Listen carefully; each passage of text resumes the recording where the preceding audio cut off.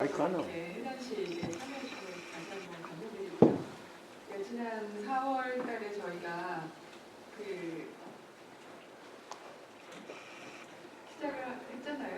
그래서 지금 한 7개월 정도 지났습니다. 그래서 오늘 이제 잘 무사히 마무리하게 되었는데요. 어느 해 못지않게 어르신들 열심히 정말 진지하게 그다음에 정말 너무 열심히 잘 해주셔서 다시 한번 감사드립니다. 그래서 내년에도 저희가 이제 이 모니터링단을 운영하거든요. 그래서 올해 잘 열심히 하셔서 이제 개인적으로도 큰 의미를 삼고 계시는 어르신들은 다시 참여하실 수 있는 기회를 저희가 드릴까 합니다. 그래서 내년에도 계속 노인복지 정책에 관심을 좀 많이 가져주시고요. 오늘 이제 전반적으로 뭐 앞에서 그 어르신들이 다 이제 올해 활동 주제에 대해서 다 말씀을 하셨기 때문에 제가 뭐 다시 중언부언 할 필요는 없을 것 같습니다. 그래서 간략하게 그 경로당하고 주거라든지 대중교통, 그 다음에 일자리에 관해서 현재 도정에서는 조금 이제 어르신들에게 미처 전달되지 못한 그런 정책이나 사업의 변화가 좀 있습니다. 그래서 그런 것들을 중심으로 해서 좀 말씀을 드리겠습니다. 그 경로당 운영 활성화는 사실 올해 저희가 그 5월달 주제로 삼았는데요. 도에서 올해 사업으로 경로당 운영을 활성화하는 게 필요하다. 다 그 동감하고 계시겠지만 경로당이 굉장히 운영이 좀 침체되고 있습니다. 그래서 실제로 회원 등록은 전체 지금 제주 지역의 어르신들이 한 9만 명 정도 되시거든요. 근데 회원으로 등록되신 분들은 지금 보니까 거의 절반 정도는 회원으로 등록되십니다. 그래서 한 46% 정도는 경로당 회원으로 등록되어 계신데 아까 저기 허정원 어르신이 누가 말씀하셨는데 20%도 안 된다 이렇게 말씀하셨죠. 그래서 실제 등록되신 분들보다 이용하시는 분들은 퍼센테이지가 굉장히 낮습니다. 그래서 그 원인이 뭔지 좀 분석해서 내년에부터는 올해부터 이제 시범 사업을 거쳐서 내년에 좀 본격적으로 활성화를 좀 하자 그래서 저희가 고령사회 연구센터에서 경로당 운영 활성화 방안 연구과제도 맡았고요. 그 다음에 시범 사업도 실시했습니다. 도에서 올해 제주에 보면은 대한노인회에서 운영하는 경로당 광역지원센터라는 곳이 있습니다. 그래서 경로당 광역지원센터라는 곳에서 사실은 제주에 있는 444개의 경로당 운영을 총괄하는 그런 기관입니다. 공공기관이죠. 그래서 거기에서 이제 전체적으로 경로당 운영을 이제 프로그램도 그렇고 강사 파견도 그렇고 물론 이제 거기에서만 하는 것이 아니라 뭐 행정시의 지회라든지 아니면 보건소에서도 하고요. 생활체육회라든지 뭐 여러 가지 단체에서 경로당 운영에 실제로 프로그램을 관여하고 있는데 문제는 어르신들의 참여가 그렇게 높지 않고 더구나 이제 그 젊은 어르신들이 내가 갈 곳이 아니라고 생각하셔서 점점 분위기가 좀 침체되는 게 좀 문제인 것이죠. 그래서 중식을 드리는 날짜에는 굉장히 많이 오십니다. 그래도 그나마. 근데 그렇지 않은 날짜에는 일부의 어르신들만 계속 참여하는 그래서 조금 폐쇄적으로 이용되는 것도 있고 말씀하신 대로 회장이라든지 총무라든지 이런 분들의 어떤 열정, 의지에 따라서 경로당이 굉장히 편차가 심합니다. 사실 현재. 그래서 도에서 올해 10개 경로당에 대해서 시범사업을 실시했습니다. 그래서 제주시에 6곳, 서귀포시에 4곳 이렇게 시범사업을 했고요. 시범사업의 새로운 프로그램을 깐 거하고 또 하나는 이제 사회복지사를 파견했습니다. 아까 사회복지사 말씀하셨는데 이미 올해 시범사업에서 사회복지사를 6명을 신규 채용해서요.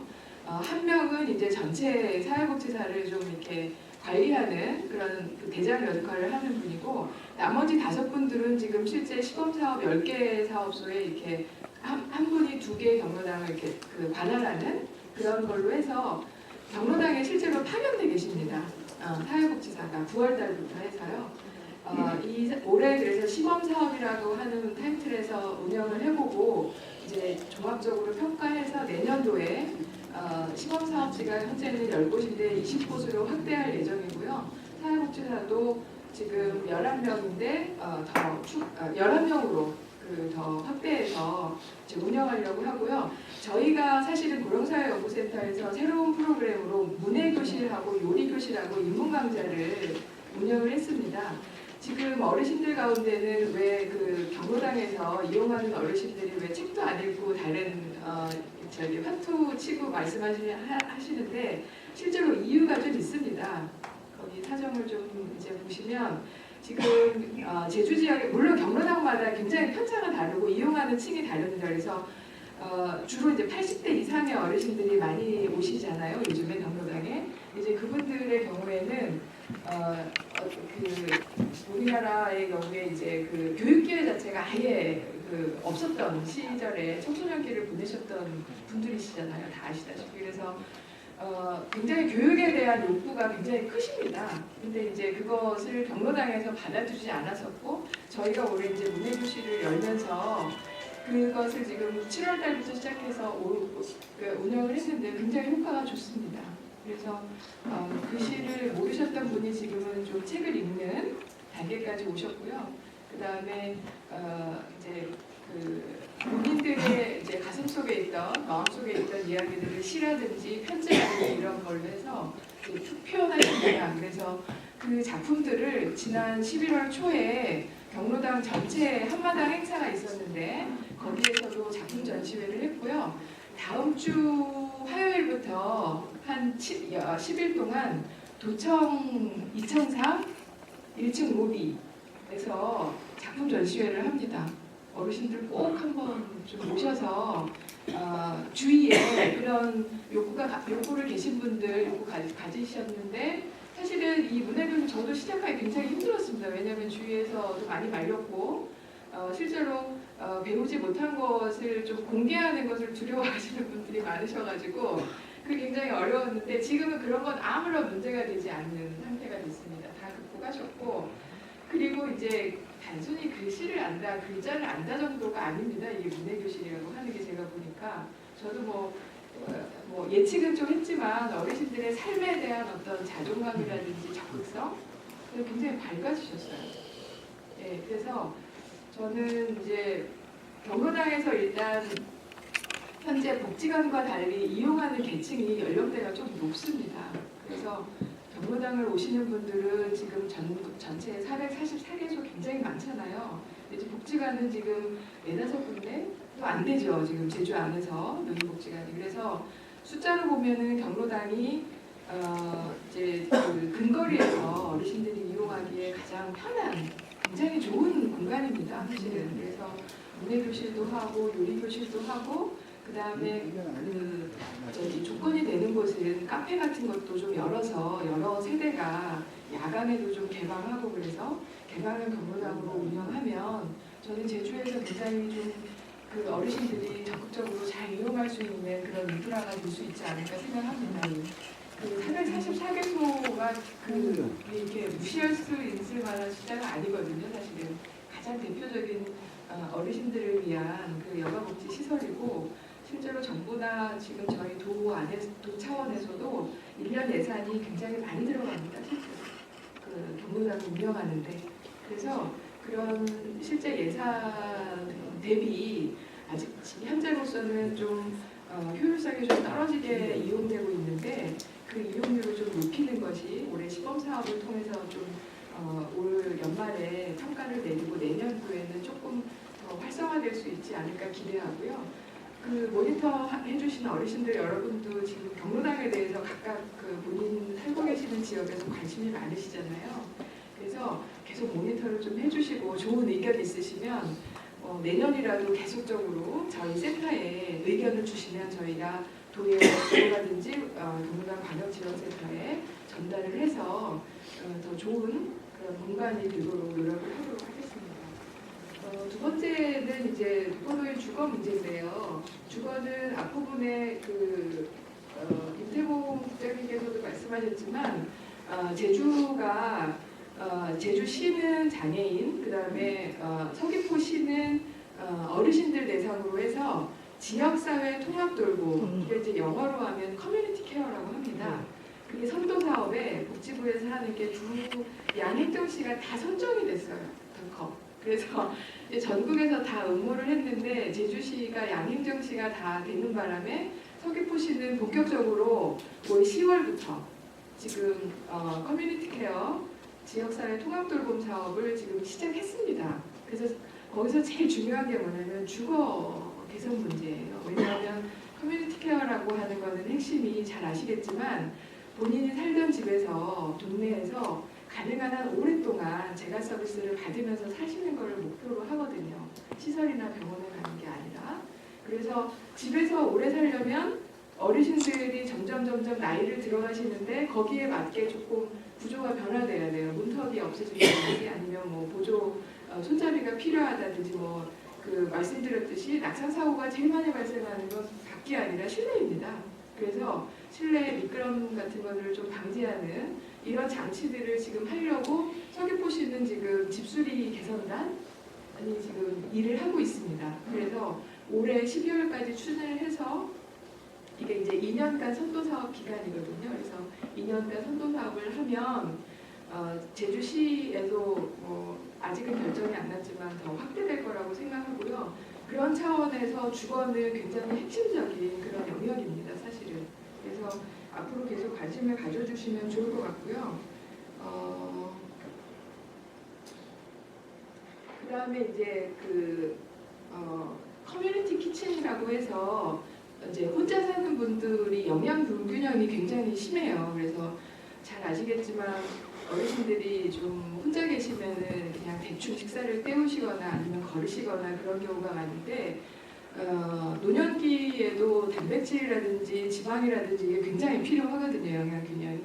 그래서 커뮤니티 키친이라고 해서 이게 사실은 마을 식당 개념입니다. 그래서 그 마을에 공동 식당을 해서 거기에서 이제 뭐 어른이라든지 아이들이라든지 그 어르신들이라든지 아이들이라든지 같이 와서 식사도 하고 하는 그런 그 공간을 만들려고 하는데요.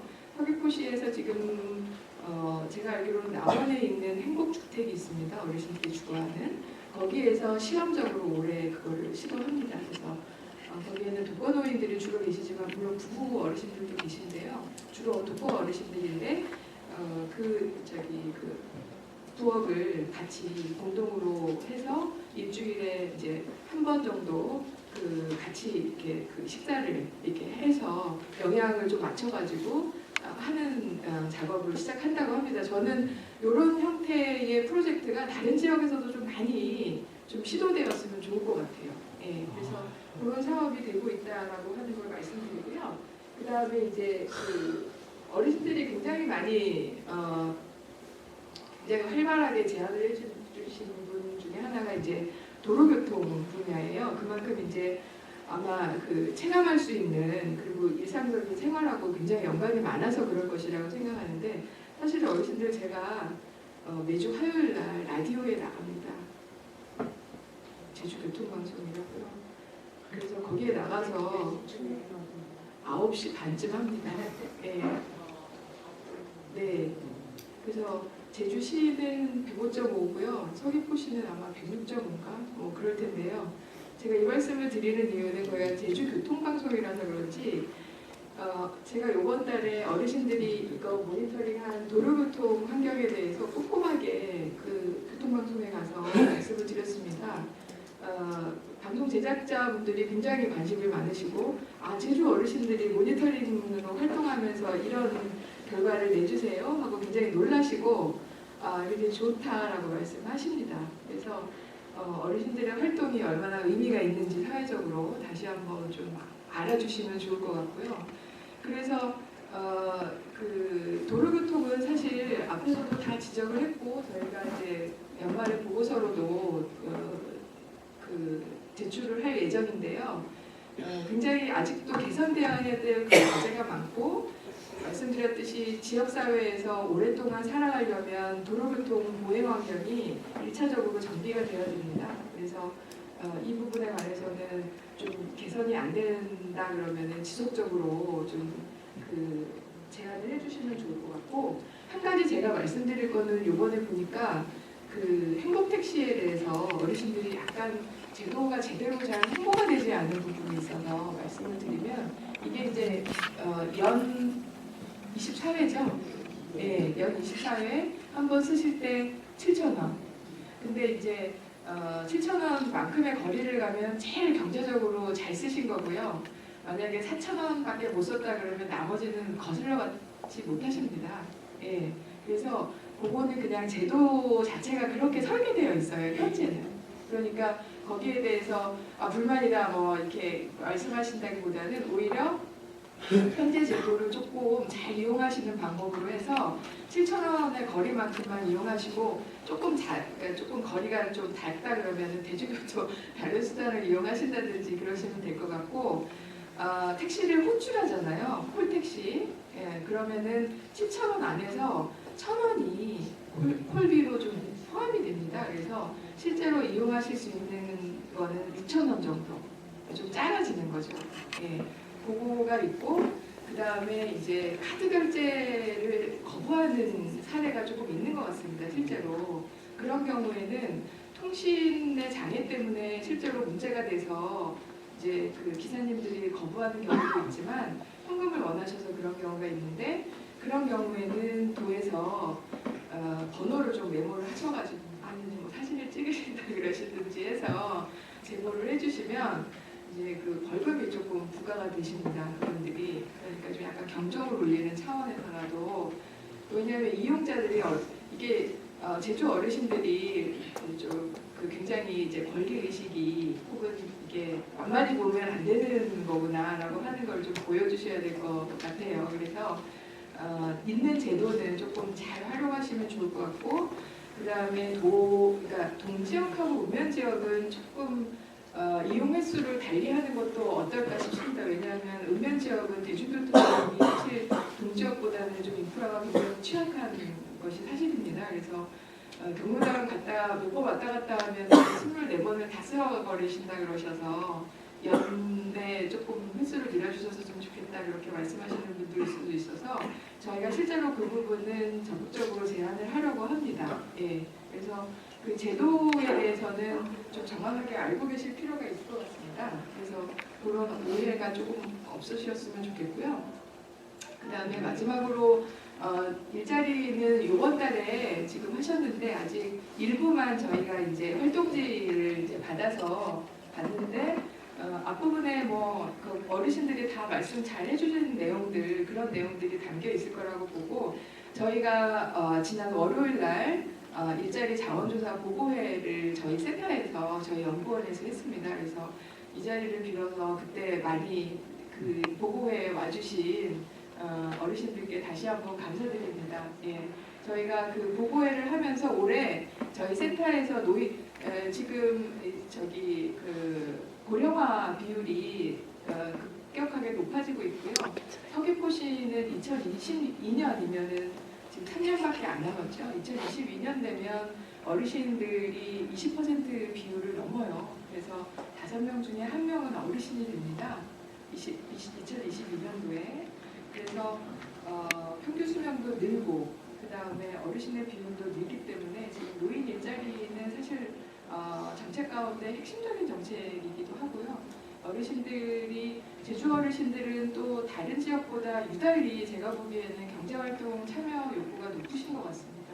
그래서 좋은 일자리를 개발하는 것, 그 다음에 그 사업체에서 또 원하는 그런 유형이 있거든요. 왜냐하면 어르신들이 나 이렇게 일하고 싶은 조건만 아무리 내세워봤자 사업체에서 이게 이제 받아들여지지 않으면 이게 굉장히 좀 곤란한 상황이 발생하는데 사업체에서는 좀 이렇게 연속적인 지금 말하는 3시간보다는 조금 많은 시간대, 그 다음에 3일보다는 뭐 정상적인 주 5일 근무를 원한다든지 이런 식의 요구 조건이 좀 있는 거로 저희가 조사 결과가 나타났습니다. 그래서 그런 미스매치를 좀 줄이기 위해서 좀 일자리에 좀 개선돼야 될 방안이 있을 것 같고 그런 내용에 대해서는 저희가 올해 연구 분석을 해서 연말에 보고서를 발표할 예정입니다. 그리고 제주가 사실은 노인 일자리 사업을 굉장히 잘 하고 있는 곳이어서요. 보건복지부에서 매년 그러니까 시상을 하는데 연 3회 이상? 3회? 연속 3회?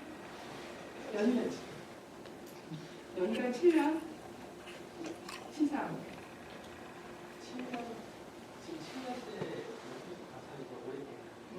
7년째 복지부에서 우수상, 그러니까 잘 일자리 사업을 잘하는, 그래서 참여하시는 어르신들의 숫자가 많습니다. 그래서 그런 좋은 그런 성적을 내고 있는데요.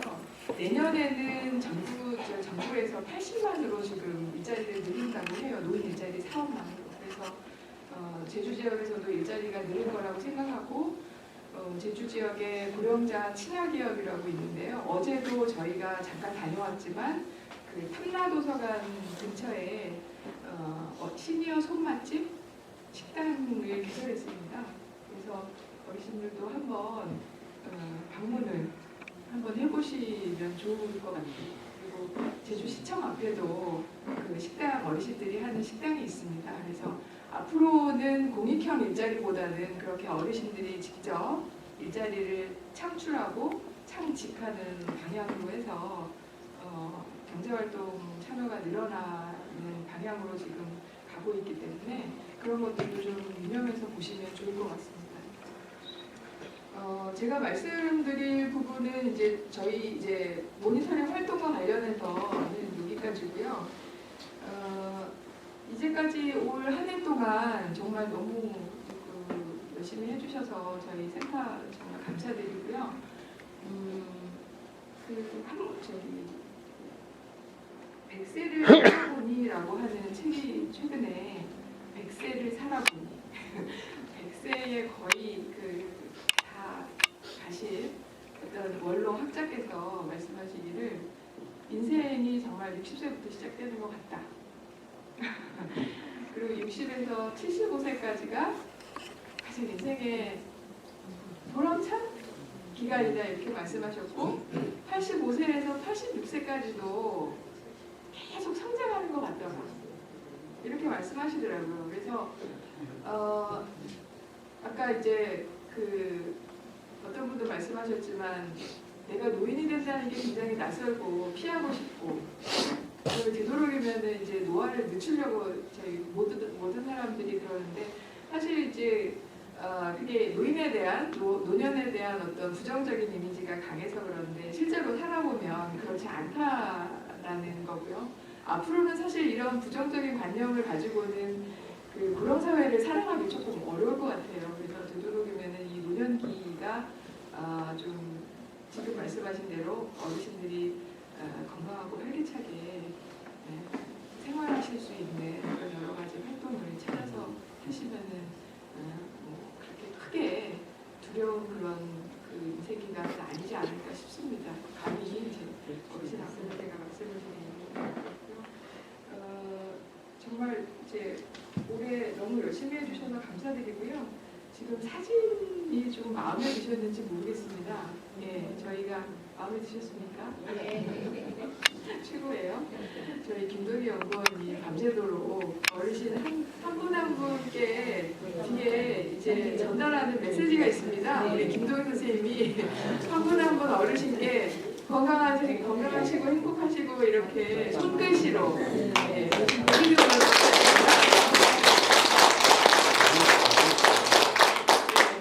그래서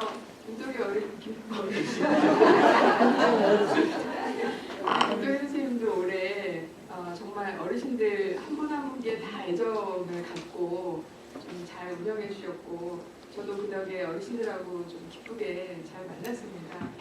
올해는 3기거든요. 저희가 이 사업을 시작한 지. 그래서 2017년도에 제주도가 WHO가 하고 있는 고령친화 도시 프로젝트 국제 네트워크 회원도시로 가입하면서 시작한 사업입니다. 그래서 이 WHO에서 가장 핵심적으로 생각하는 것 중에 하나도 고령친화는 사실은 어르신들만 행복한 도시는 아니지만 어르신들이 편안하다라고 느끼면 그거는 모든 세대가 다 편안한 도시다 이렇게 개념 정의하고 있습니다. 그래서 어르신들이 실제로 곳곳의 현장에서 어떤 점이 개선되어야 되고 어떤 점을 좋으니까 계속 발전해 갔으면 좋겠다 이런 의견을 저희한테 주시면 저희도 이제 도와 그 의회에 좀 전달을 해서 이제 좀 가시적인 성과가 날 수 있도록 노력하겠습니다.